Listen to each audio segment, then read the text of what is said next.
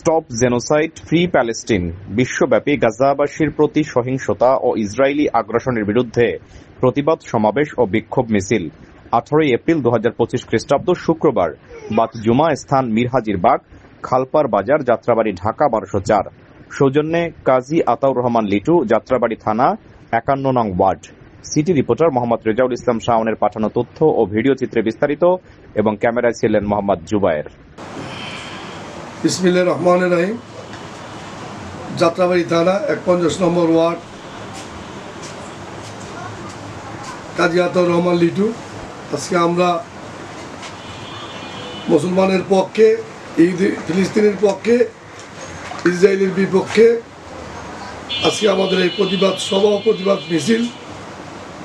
আমাদের মুসলমান জাতিকে জাগৃত করার জন্য সারা বিশ্বের মুসলমানকে আহ্বান জানিয়েছি যে আমরা বাংলাদেশের যাত্রাবাড়ি থানার আমরা যেভাবে সারা বাংলাদেশের মুসলমান জাতি যেভাবে সারা জেলায়, থানায় এবং মহানগরে প্রতিবাদ মিছিল করতেছে এবং ইসরায়েলকে ধিক্কার নিন্দা জানাইতেছে, তার ঠিকই আমরা এই প্রতিবাদের জন্য আজকে আমরা 51 নম্বর ওয়ার্ড আজকে এই প্রতিবাদ জানিয়েছি। এই গণহত্যার বিরুদ্ধে, ইসরায়েলের গণহত্যার বিরুদ্ধে আমাদের আজকে এই প্রতিবাদ। আমাদের প্রতিবাদের কারণ হলো আমরা মুসলমান জাতি সারা বিশ্বে, আমরা যে মুসলমান আছি, এই মুসলমান সারা বিশ্বের মুসলমানকে জাগৃত করার জন্য আজকে আমাদের এই প্রতিবাদ মিছিল ও প্রতিবাদ সভা। আমরা আশাবাদী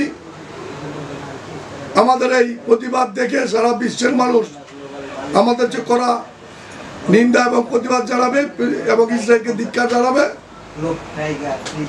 আমরা এই প্রতিবাদের কারণ হলো ইসরায়েলিরা ফিলিস্তিনিকে যেভাবে নির্যাতন, নিপীড়ন, হত্যা, নিষ্পেষিত করার জন্য চালাচ্ছে, তার প্রতিবাদে আমাদের আজকে এই প্রতিবাদ সভা মিছিল। আমরা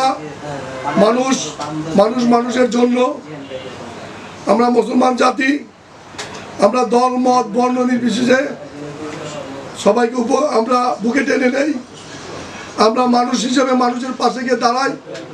কিন্তু এই আমেরিকা, ভারত, ইসরায়েল তারা যেভাবে মুসলমানদের নির্যাতন, হত্যা, নিপীড়ন চালাচ্ছে, তার প্রতিবাদ আমরা জানিয়েছি। আমরা চাই সারা বিশ্ব যেন ফিলিস্তিনিদের আর্থিক, খাদ্য, জামা কাপড় দিয়ে সাহায্য সহযোগিতা করে। তার পাশাপাশি আমরাও সাহায্য সহযোগিতা করব এবং যদি এই সময় সুযোগ হয় যে বাংলাদেশ থেকে কোনো লোক যুদ্ধে যাবে, আমরা প্রস্তুত যুদ্ধে যাওয়ার জন্য।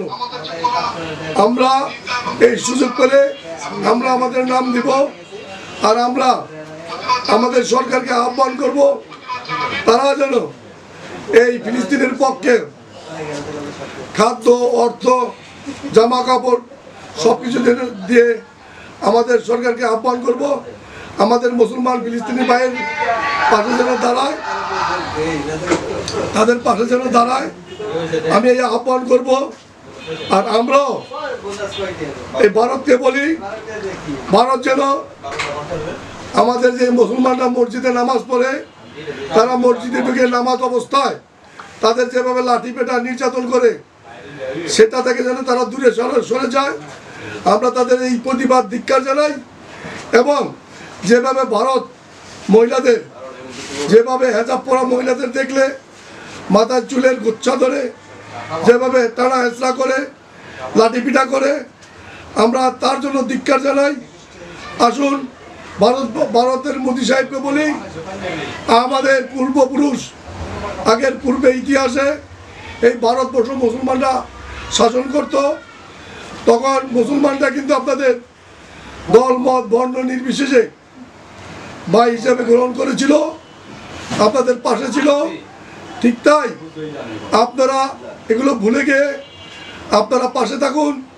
আমরা বাঙালি জাতি, বাংলাদেশি লোক, আমরা এই আপনাদের সনাতন ধর্মী হিন্দুদের পক্ষে আমরা সবসময় থাকি, আসি এবং তাদের ভাই মনে করে বুকে আগলে রাখি বাংলাদেশের জনগণ এবং মুসলমানরা।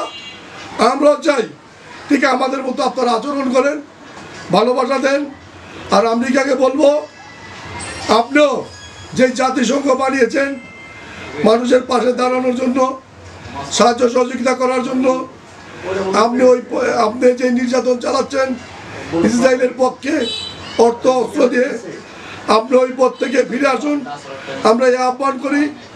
আর আমরা আরো আল্লাহর কাছে দোয়া করি, আল্লাহ যেন আমেরিকা, ইসরায়েল এবং ভারতকে সঠিক জ্ঞান বুদ্ধি দান করে, হেদায়েত রহমত বরকত দান করে। আর যদি আল্লাহ ইসরায়েলদের, ইহুদিদের হেদায়েত দান না করে, ইসরায়েল যেন ধ্বংস হয়ে যায়, আমি এই ইহুদিরা যেন ধ্বংস হয়ে যায়, আমি এই আহ্বান জানিয়ে আমি আমার সংক্ষিপ্ত বক্তব্য শেষ করছি।